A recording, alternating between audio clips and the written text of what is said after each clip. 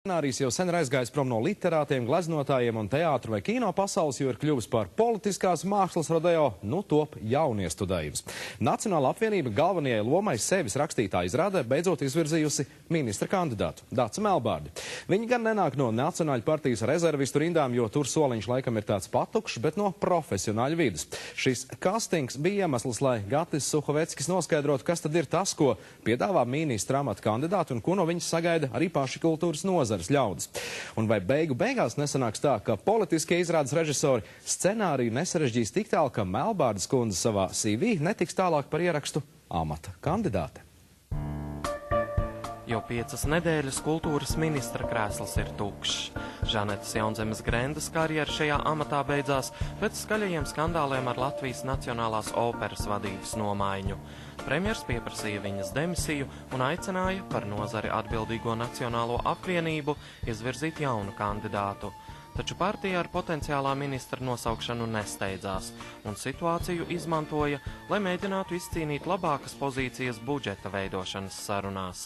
Lai gan valdošā koalīcija turpina balansēt uz izjukšanas sliekšņa un šaubas par Nacionālās apvienības iespējamo aiziešanu opozīcijā nav kliedētas, šonedēļ partija atklāja, ko vēlas redzēt kā nākamo kultūras ministru. Šo amatu iecerēts uzticēt Latvijas Nacionālā kultūras centra direktorei Dacei Melbārdei. Viņu gatavi atbalstīt koalīcijas partneri, un pirmās atsauksmes liecina, ka par cienījamu kandidāti Melbārdi uzskata arī nozares pārstāvji. Viņa atrasta ārpus partijas biedru rindām. Nacionālā apvienība izvairīgi runā, kāpēc kandidāts nenāk no pašas Nacionālās apvienības rezervistu sola. Arī partijas rindās bija spēcīgi kandidāti, bet visus kopā saliekot, mēs izvēlējāmies Daci Melbārdi. Bija arī tādi, kas atteicās, un tieši ar tādu iegānstu, kāda mums pašlaik ir politiskā kultūra, un jābūt ļoti drosmīgam, lai Latvijas mūsu valstī kļūtu par ministru. Dace Melbārde, kurai līdz šim politiski amati nav bijuši, skaidro, ka uznākšana uz lielās politikas skatuves viņu nebiedē. Jābūt gatavam, ka katra viņa kļūda tiks ieraudzīta un plaši apspriesta, ka kādam nepatiks matu krāsa vai svārku garums. Tas ir tas, uz ko jebkuram ir jābūt gatavam. Un es domāju, ja cilvēks godīgi no sirds strādā, tad lielākā daļa cilvēku to pamana. Vienmēr būs tā, ka kāds tieši ar ko nav apmierināts. Un tā ir tāda reālā dzīve, ar ko jārēķinās ikvienam, ne tikai ejot politikā, arī uzņemoties vadošas amatus nozarē. Melbārde norāda, ka nopietnas pārmaiņas kultūras nozarē var panākt tikai strādājot ilgāku laika periodu, tāpēc ar Nacionālo apvienību apspriesta sadarbība ilgtermiņā, un viņa pieļauj, ka iestāsies šajā partijā. Ja šīs nedēļas laikā un arī tuvāko mēnešu laikā, gadu laikā mēs pārliecinamies, ka mēs varam kopā ļoti labi strādāt un mums saskan, tad, manuprāt, ir pareizi, ka pie ilgtermiņa attiecībām ministrs ir partijas biedrs. Ar premjeru Melbārdes kandidatūra pagaidām apspriesta neformālā sarunā. Ja Nacionālā apvienība viņu nominēs oficiāli, Valdis Dombrovskis ir gatavs Melbārdi redzēt ministru vidū. Kopumā es Melbārdes kundzi vērtēju kā profesionāli savus nozares pārstāvu ar lielu gan administratīvo darba pieredzi kultūras ministrijā, gan lielu darba pieredzi kultūras jomā. Līdz ar to, potenciālis Melbārdes kundzi uzskata par labu kandidātu. Dacei Melbārdei ir 2 maģistra grādi – sabiedrības vadībā un mākslā, un par veiksmīgu darbu valsts kultūra politikas veidošanā viņa ir saņēmusi Spīdoles balvu. Melbārde ir strādājusi kultūras ministrijā par valsts sekretāra vietnieci kultūra politikas jautājumos, pēc tam vadījusi Britu padomes pārstāvniecību, bet kopš 2011. gada ir kultūra izglītības un nemateriālā mantojuma centra direktore.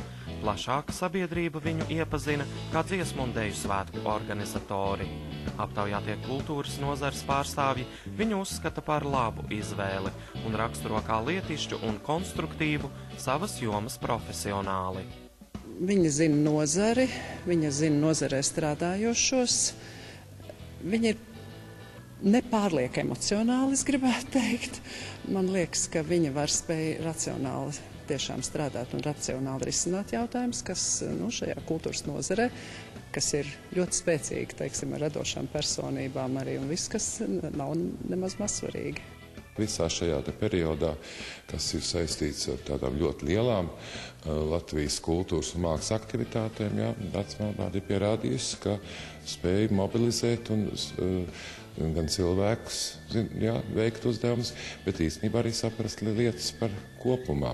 Es domāju, ka grūti būtu atrast otru cilvēku, kurš būtu tiešām ar tādu vadītāju pieredzi, kas ir ļoti svarīgi, profesionāls savā vidē, kurš pārzinātu kultūra politikas veidošanu un arī kultūru kopumā. Vienmēr, kad mums ir bijusi jebkāda saskarsme, tur ir prevalē loģika un nevis emocijas. Un man liekas, ka kultūrā viens vadītājs, kuram prevalē tomēr loģika, šobrīd ir ārkārtīgi vajadzīgs, it sevišķi, ja viņš to kultūras nozari zina. Taču vairāki nozares pārstāvji pagaidām atturas vērtēt Daci Melbārdi, jo potenciālo ministri nav iepazinuši. Viens no viņiem ir režisors Alvis Hermanis, kurš pēc Žanetes Jaunzemes Grendas skandāla ar operas direktoru Andreju Žagaru asi kritizēja iepriekšējo ministri, pievienojoties tiem, kuri pieprasīja viņas demisiju, ministri saucot par absolūtu nulli un katastrofu. Līdz šim tās bija anekdotas, bet šis gadījums pierāda, ka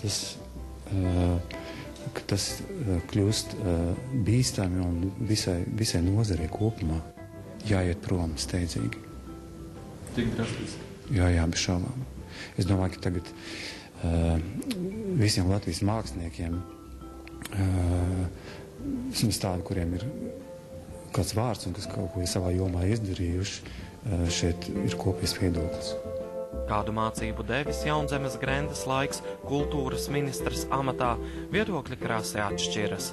Vieni uzskata, ka bijusī ministre nespēja atrast kopīgu valodu ar kultūras cilvēkiem, bet citi gluži pretēji norāda, ka viņa godam aizstāvēja nozari un prata izskaidrot savus lēmumus. Tas, ko es vērtēju kā ļoti pozitīvu iezīmi, ir tas, ka tiek mēģināts ļoti pamatoti skaidrot, kādēļ ir nepieciešams finansējuma palielinājums kultūrai un kāda ir kultūras loma vispār sabiedrībā un kāds ir kultūras ekonomiskais pienesums, jo bieži vien ir tā, ka mums pašiem, kur mēs darbojamies kultūras jomā, liekas, un tas taču ir pats par sevi saprotams, bet reiķināsimies ar to, ka tomēr vairums cilvēku nedarbojas kultūras jomā un viņiem jāskaidro lietas ir viņiem saprotamā valodā, un tas ir tas labais, ko es domāju, ko iepriekšējā kultūras ministra ir atstājusi. Skaidrot tos sabiedrībai. Sākot ar ministru prezidentu un valsts prezidentu un beidzot ar teātra direktoru un beidzot arī kuras mazākās institūcijas vadītāju. Skaidrot sabiedrībai, kāpēc tāds lēmums, kāds ir iemesls un kā turpmāk tiks risināt jautājumu. Un tā ir tā lielākā mācība. Domas dalās arī par to, vai kultūras ministriju jāvada kādam no pašu vidus vai citas jomas profesionālim. Taču visi kā viens iestājas par to, ka arī kultūrā, tāpat kā ikvienā nozarē, pēc ministru maiņas ir jābūt pēctecībai, lai iesāktie darbi nepaliek nepabeigti. Viņai pavisam noteikti ir jādistancējas no visa tā, kas ir bijis, bet, protams, ir jāturpina tās iestrādes, kas bija iestrādātas, gan programma Radošo Latviju un viss, un principā jau iepriekšējais ministrs laikā bija ļoti daudz ļoti labu iestrāžu arī. Tās noteikti būtu nepieciešams turpināt, bet, varbūt, teiksim, tiešām jāspēj samazināt šo emocionālo fonu. Jautājums ir vienkārši viņai turpināt darbu un būt kontaktā ar kultūras institūciju vadītājiem, nevalstiskām organizācijām un salikt punktiņus uz ī, kuri pat labam kaut kādā brīdī vienkārši ir varbūt izļodzījušies. Un viss, tā kā man absolūti neliekas nekas traģisks un bļaujams par to, ka kultūrā ir kaut kādas milzīgas problēmas. Nē, viņas nav. No jaunā ministra tāpat tiek sagaidīta spēja sarunāties ar nozari un kompetence. Amats būtu jāuztic profesionālim, kurš vieno nevis šķeļ. Jāsaprot, kā visa šī joma cilvēks, šis plašais kopums, kā strādā, kā domā, un noteikti jāieklausās ne jau akli paklausot katrai iecerēji, ko kāds ir izvirzījis, bet saprotot kontekstu, saprotot kopumu. Bet tas ir visās lietās. Vienkārši klausīties, saprast, ieklausīties. Nozara šķelt nebūtu vēlams, bet šķelšanas process, tas jau nav tikai viena cilvēka. Tur jau iesaistās tad uzreiz ļoti plašs, teiksim, cilvēku loks. Un es domāju, ka tad, kad iet runa par kultūras nozari, man liekas, ka arī visiem iesaistītajiem ir jāspēj racionāli un normāli paskatīties uz lietām un jēdzīgi paskatīties uz lietām, jo kultūra tomēr ir un paliek mūsu valsts pastāvēšanas un tāds pamats tomēr. Ar galīgā lēmuma pieņemšanu par Dacas Melbārdes oficiālu izvirzīšanu amatam Nacionālā apvienība vēl nesteidzas. Formālais iemesls ir nākamnedēļ plānotā nozares pārstāvju tikšanās ar Melbārdi, lai noskaidrotu, cik plašu atbalstu viņa bauda. Tomēr neoficiāli izskan minējumi, ka Nacionālā apvienība nav droša, cik ilgstošs varētu būt pat labāk panāktais pamiers koalīcijas partiju vidū, un tāpēc turpina nogaidīt. Gatis Suhaveckis, Valdis Sauzāns, LNT.